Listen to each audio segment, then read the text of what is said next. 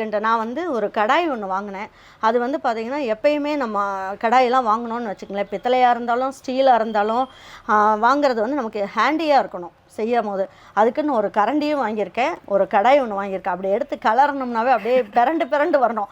அங்கங்கே ஓரத்துல எல்லாம் முட்டக்கூடாது, அது போய் அப்போ தீயறதுக்கு வாய்ப்பு இருக்குது இல்லையா?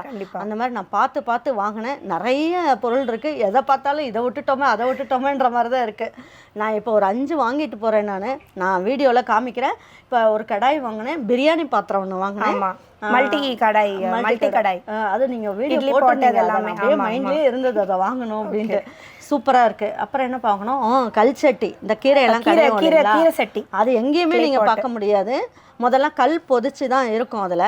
இப்போ வந்து பார்த்தீங்கன்னா அதிலே ஹோல் மாதிரி இருக்குது, கடைஞ்சோம்னா அதிலே வந்து நம்ம இம்ப்ரெஷன்ஸ் கொடுத்துருக்கோம். நல்லா இருக்குல்ல, அதுவும் வாங்கியிருக்கேன். அப்புறம் என்னடா வாங்கியிருக்கேன், அதுக்கப்புறம் வந்து நம்ம பிராஸ் ஸ்மால் பிரியாணி பாட், பிரியாணி பாட் ஒன்று வாங்கியிருக்கேன். எல்லாமே நான் உங்களுக்கு காமிக்கிறேன். அப்புறம் வீடியோவில் போய் நான் சமைக்கும் போது அதை நீங்கள் பார்த்துக்கலாம். சரிங்களா? கண்டிப்பாக பாருங்கள். நீங்கள் ஒரு வாட்டி, நான் இது வந்து இது ஆட் வீடியோலாம் எதுவும் கிடையாதுங்க, இது ஒரு ஃப்ரெண்ட்ஷிப் கிடையாது, வாங்கினதை உங்களுக்கு நான் சொல்கிறேன். எப்படியும் நான் வீடியோவில் போட்டேன்னா அம்மா இது எங்கே வாங்கினீங்கன்னு கேட்பீங்க. அதுக்காக தான்